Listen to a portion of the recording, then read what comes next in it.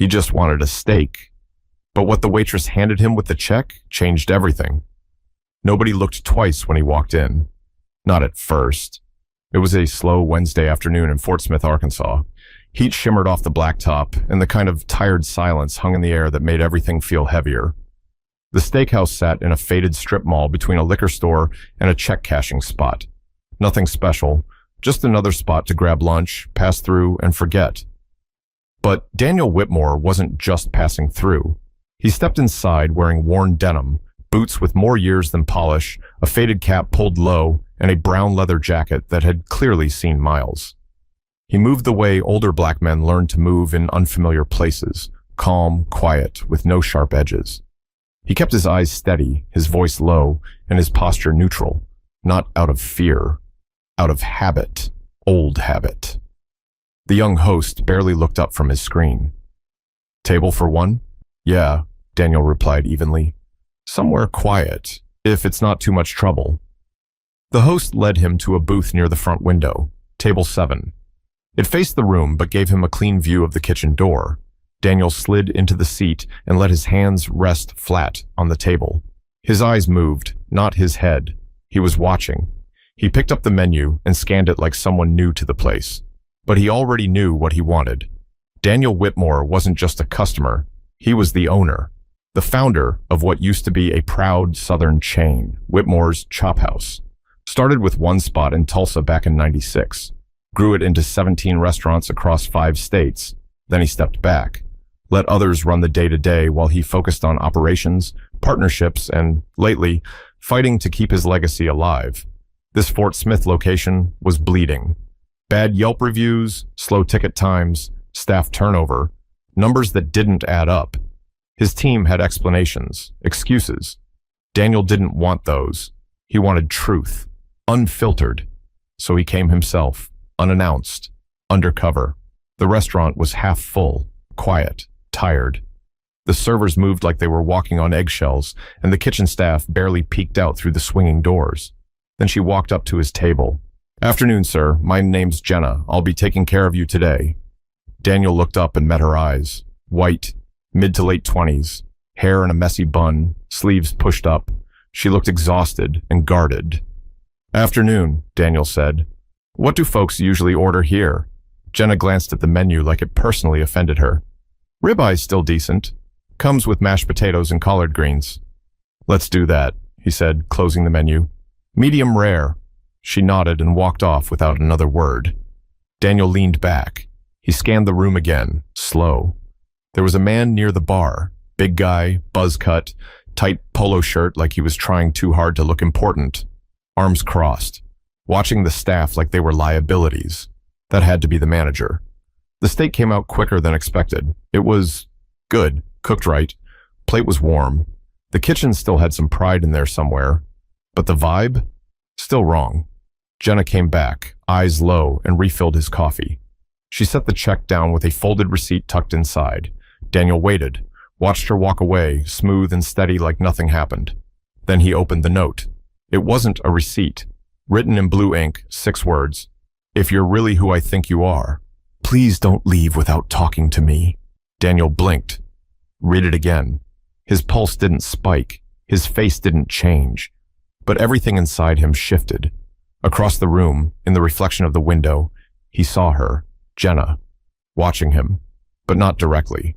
Just enough to know she was serious. He had come for answers, but now he knew. He was sitting in the middle of something bigger than missing money. Whatever this was, it had roots, and it wasn't going to be fixed with a spreadsheet.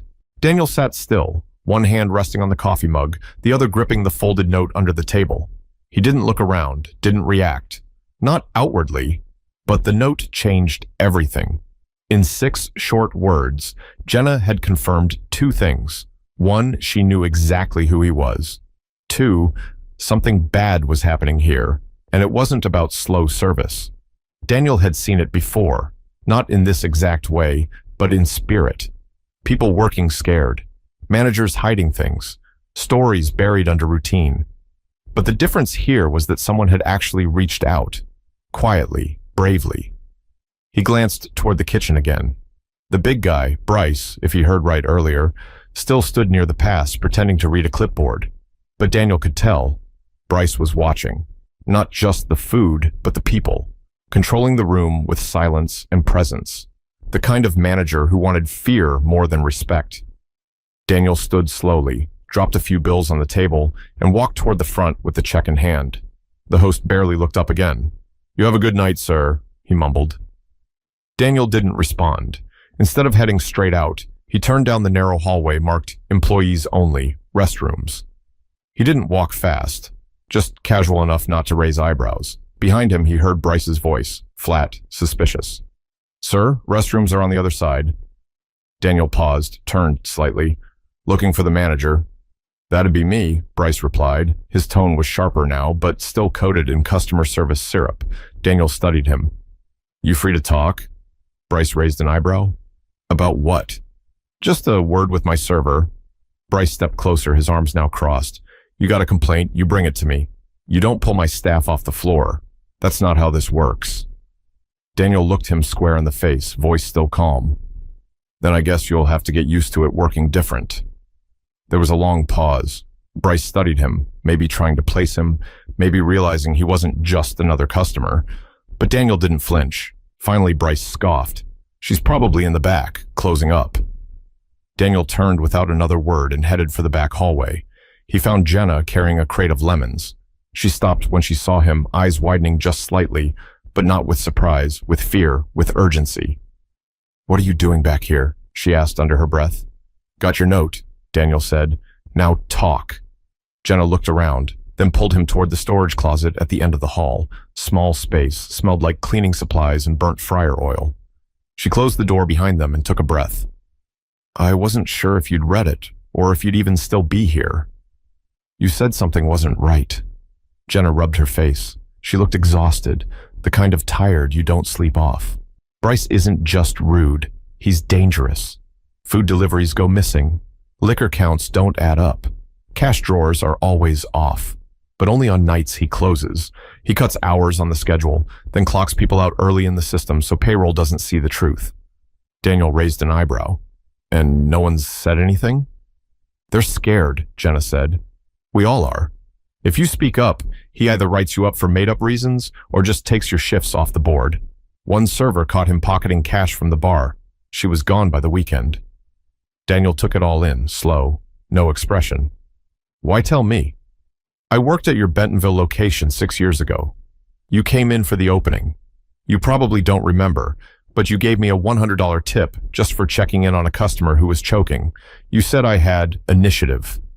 Daniel blinked slowly. "I remember that. I saw your face today. I didn't think you'd come back. Not like this." Daniel nodded once.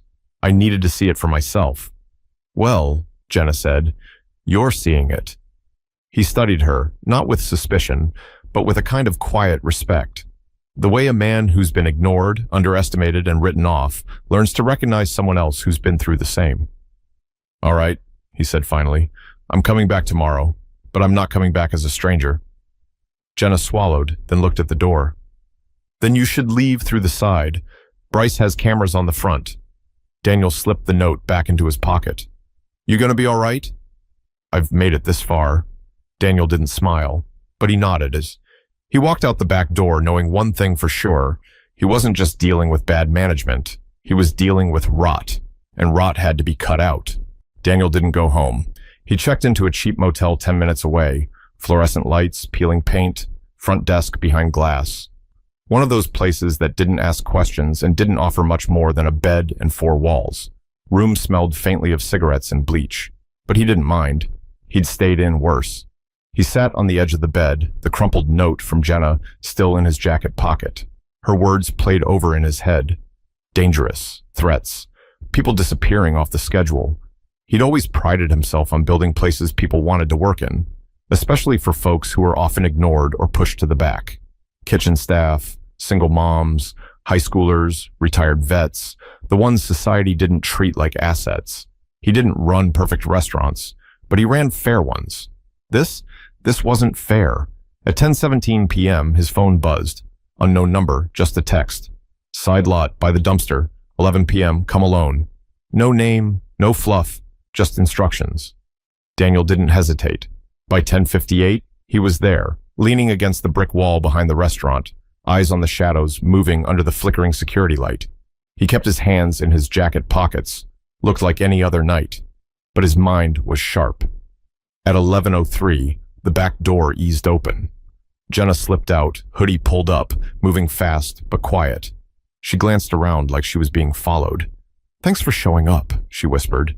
"I said I would," Daniel replied. "Did anyone see you?" "No." She motioned toward the alley. "Let's walk."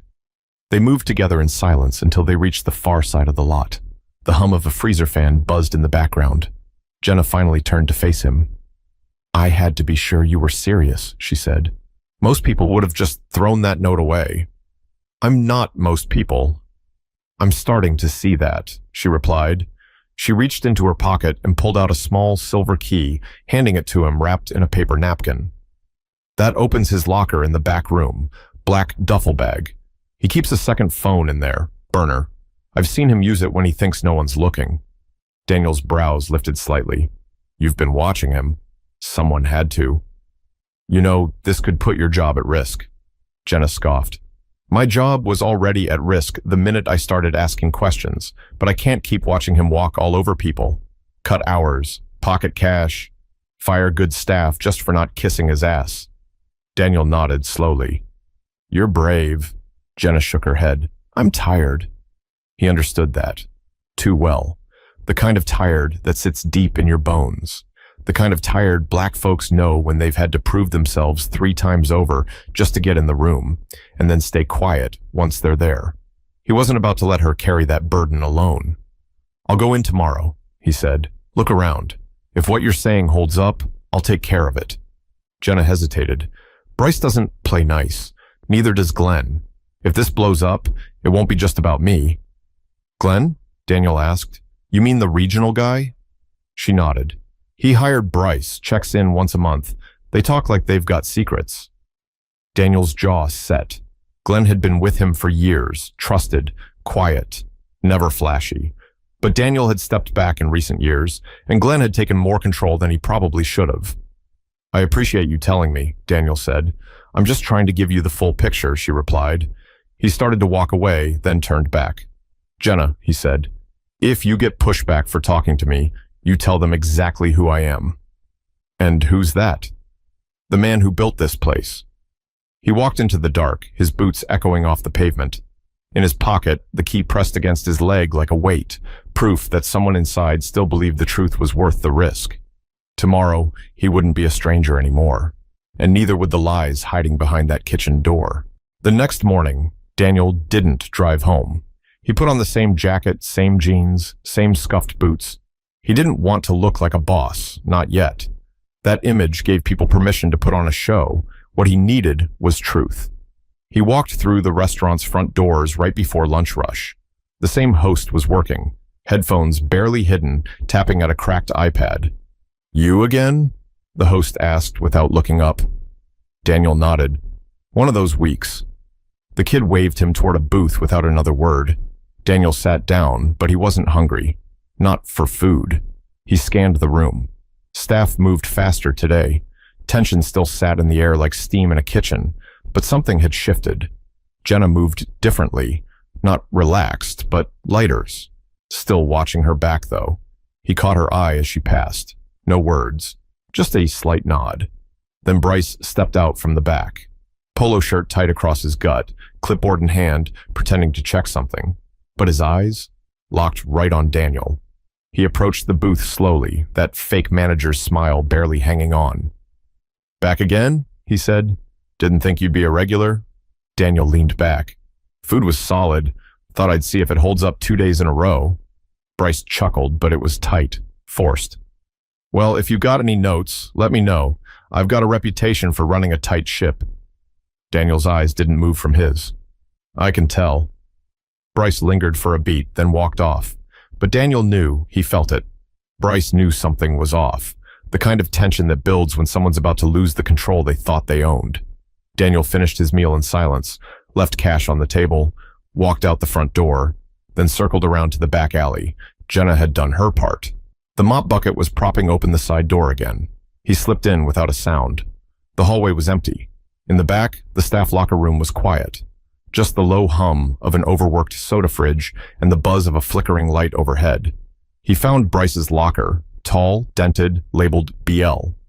The small silver key slid in and turned with a soft click. Inside sat a black duffel bag. Daniel unzipped it and found gym clothes, a bottle of cologne, and tucked in the side pocket, a burner phone. No case, no passcode. Daniel scrolled. A list of contacts saved under initials. GT, LM, HQ, WED. He took photos of every screen, every message. Then he pulled open the side pocket of the bag and found something heavier. Cash, rolled tight with rubber bands. Small denominations. No labels. Looked like someone had been stashing register money off the books. Daniel zipped it back and stepped into the manager's office next door. Same sour smell of old takeout and stress. He opened the second drawer, Jenna's tip had been right, and found the little black leather ledger. A name written inside the cover, Langley's Daily Book. He opened it. Pages of handwritten notes, inventory logs that didn't match invoices, alcohol entries with missing quantities, staff tips rounded down, hours scratched out and rewritten. He had his proof, but before he could slide it into his jacket, the door creaked open. Bryce stood there, arms crossed, no smile now. "You think you're slick," he said. Daniel stayed still. "I should have known the way you walked in here," Bryce continued. "You didn't look scared enough to be just some customer." Daniel looked him dead in the eye. "You talk a lot for someone with dirty hands." Bryce stepped in, closing the door behind him. "You break into my locker, my office, you think you're walking out of here like it's nothing?" Daniel stayed calm, still holding the ledger at his side. "I'm not walking out as a customer, Bryce. I'm walking out as the man whose name is on the lease, the man who owns this place." Bryce blinked, caught off guard. Daniel stepped forward, voice low, measured. "You've been stealing, threatening people, covering your tracks like a rookie. But here's the thing. No matter how quiet you kept it, the paper never lies." Bryce's jaw tightened, his fists clenched, but he didn't move. "You call security?" Daniel asked. "The police? Go ahead. Let's all compare notes." A long silence. Then Bryce laughed, bitter, tired. "You think this ends with me? You think I did all this by myself?" Daniel squinted slightly. "Glenn." Bryce nodded once. "You don't want to know how deep it goes." "I already do." Daniel walked past him, ledger tucked into his jacket. No fear, no hurry, because now he had more than just a hunch. He had receipts, and once you've got receipts, the cover-up always starts to crumble. The phone rang the next morning just after 9 a.m. Daniel was back at the motel, sitting at the chipped desk, sorting through photos of Bryce's burner phone and the pages he'd scanned from the black ledger. He wasn't tired, he was focused. The kind of focused you get when you realize people you trusted have been quietly tearing down everything you built. Caller ID showed a local Arkansas number. No name. He answered without greeting. "Dan, it's Glenn Tate." Daniel didn't speak. He let the silence hang. "I heard you've been poking around Fort Smith," Glenn continued, his voice slick with forced calm. "Didn't think we'd need to talk like this, but here we are." Daniel leaned back in the chair, eyes fixed on the photos on the table. "You should have called sooner." "I didn't know it was that bad." Daniel chuckled once, sharp. "No, you just didn't want to know." There was a pause on the line. "Look," Glenn said, dropping the smooth tone just slightly. "Bryce was never polished, but we needed numbers to stabilize. He was getting it done." "You mean he was stealing?" "I didn't know about that part." "Don't lie to me, Glenn, not now." Silence. Daniel's voice stayed steady. "You don't hire someone like Bryce without knowing what he's willing to do. You brought him in to do the dirty work while you kept your hands clean." Glenn tried to pivot. "Dan, come on, we go way back. You know how tough the market's been lately. Stores are closing left and right. Labor's expensive. People don't stay. You step back and suddenly all the pressure's on me. I had to make decisions. Decisions that got people robbed of hours, tips, peace of mind. You're making this personal." Daniel sat forward. "It is personal. I built this company to give people a shot, people like me who got passed over, and now I've got staff scared to ask for breaks because they don't know who's watching." Glenn's voice hardened. Look, I don't want this to get ugly. I'm trying to keep us clean here. Daniel almost laughed. Clean? You've got cash changing hands, backroom deals with liquor reps, forged logs, and a burner phone full of proof. You're not clean. You're just quiet. Another pause. What do you want? Glenn finally asked. Daniel didn't hesitate. I want you gone. Glenn scoffed. You can't make that call. You're semi-retired. I'm still the founder. My name's still on every legal document. You think the board won't listen when they see how deep this mess runs? You go public with this, we all lose, Glenn snapped. The company's name, your name, it'll drag everyone down. Daniel stood, phone still pressed to his ear. Then I guess you should have thought about that before you sold us all out. He ended the call. Didn't say goodbye. Didn't need to. By 2 p.m., Alicia Knox had everything she needed. Scanned documents, screenshots of texts, audio notes, and the burner phone Daniel dropped off that morning. This is enough, she said plainly. They'll fold. Good. But Dan, if you go all the way with this, you're not just firing one guy. You're blowing up your old structure. You ready for that? Daniel looked her dead in the eye. I don't want that old structure anymore. That night, Daniel walked into the Fort Smith restaurant at closing time. No jacket, no disguise, just himself.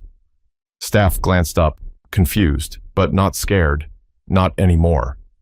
Jenna came out from the kitchen, wiping her hands on a towel. You okay? She asked. Daniel nodded. Meeting time. They all gathered in the dining room.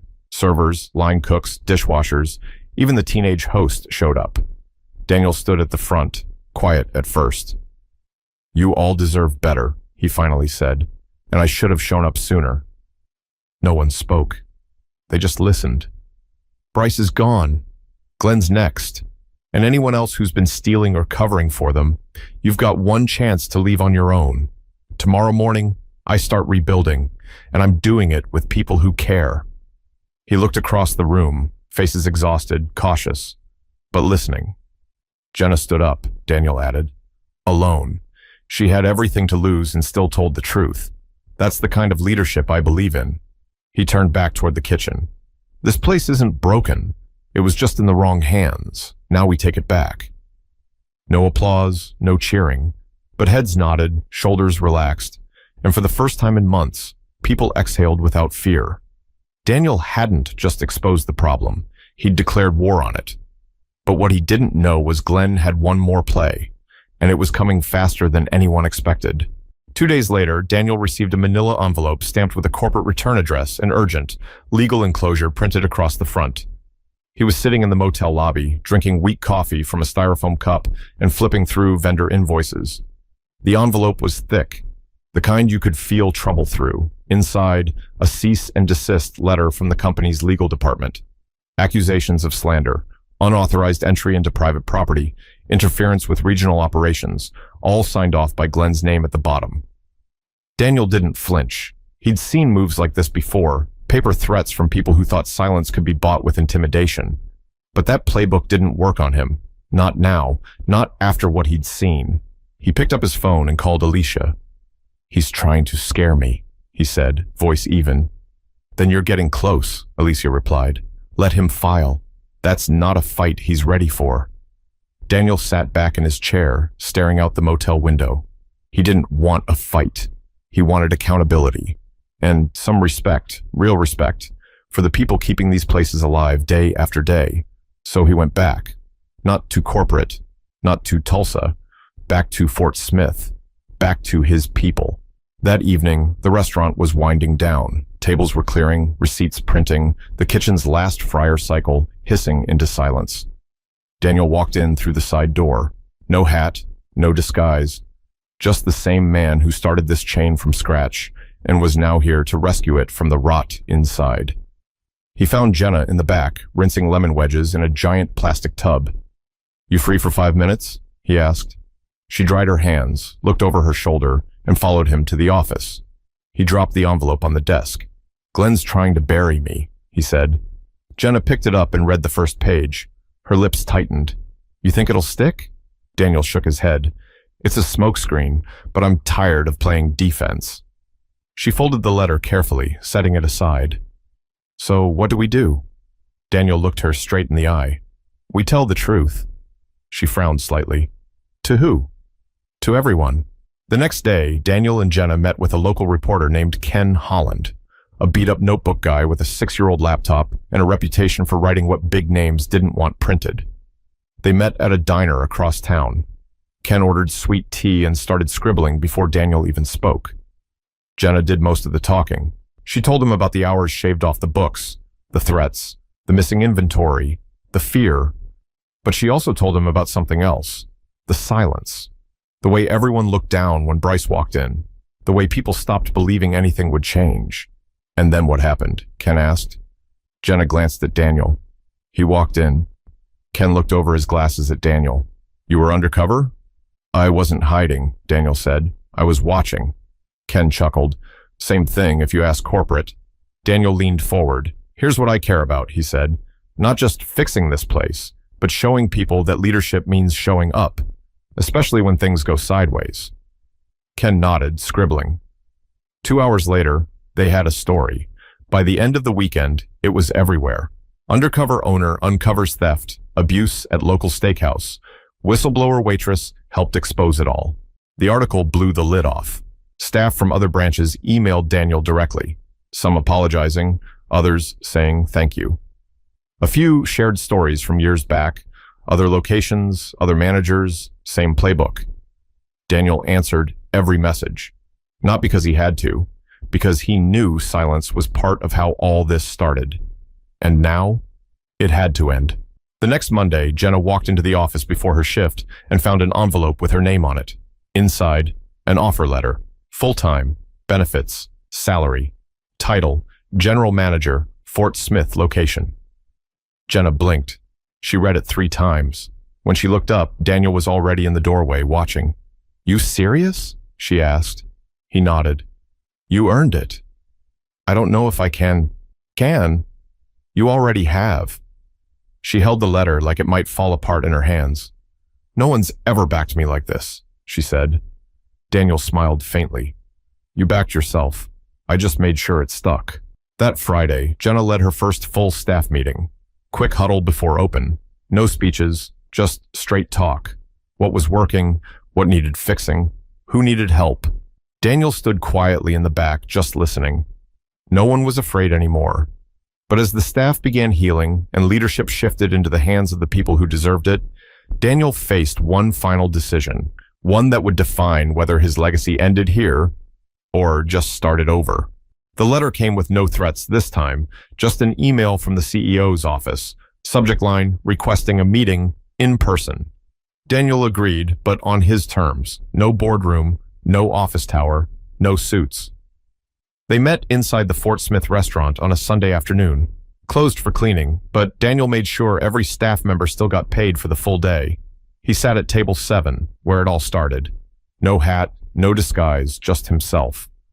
The CEO walked in alone, tall, mid-50s, polished, but unsure, like he knew the ground he was walking on didn't belong to him anymore. Mr. Whitmore, he said, extending a hand. Daniel shook it, firm but brief. You've had quite a week, the CEO said, taking a seat across from him. No, Daniel replied. We've had quite a decade. I'm just the one cleaning it up. The CEO nodded slowly. We read the article. We saw the documentation. Glenn's been terminated. Legal's working on vendor audits now. Internal policies are being rewritten. Daniel didn't smile. Good. We'd like to bring you back in formally, not full-time, but a seat at the table, guidance, oversight. You're still the face of this brand, whether you like it or not. Daniel leaned forward, elbows on the table. Then you start by showing up for the people you ignored. The CEO blinked. I want back pay for the workers who had their hours cut. I want anonymous reporting lines for every location.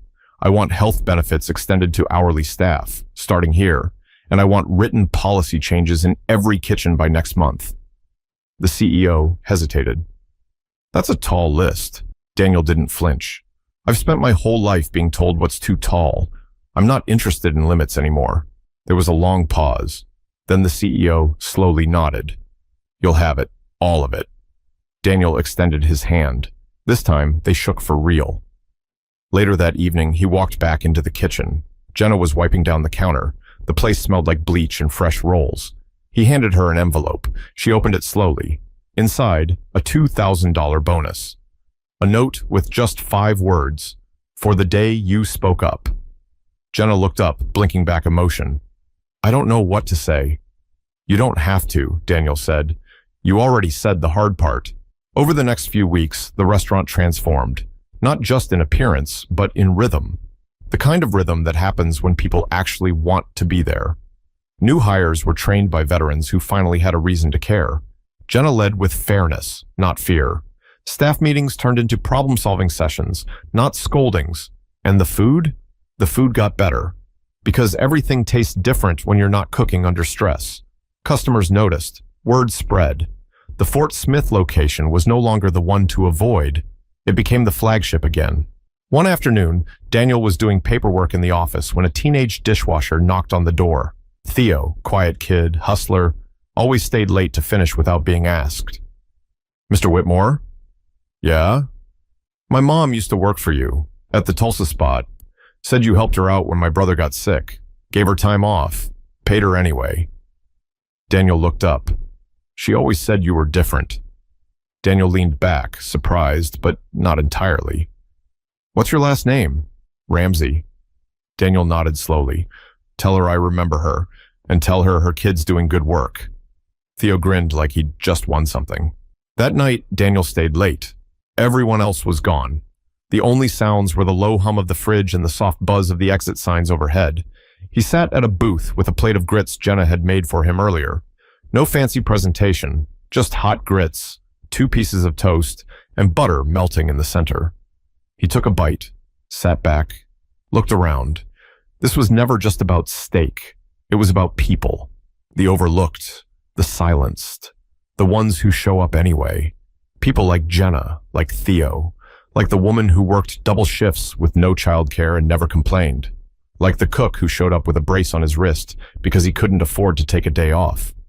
Daniel wasn't trying to save the restaurant business. He was trying to save what little honesty was left in it.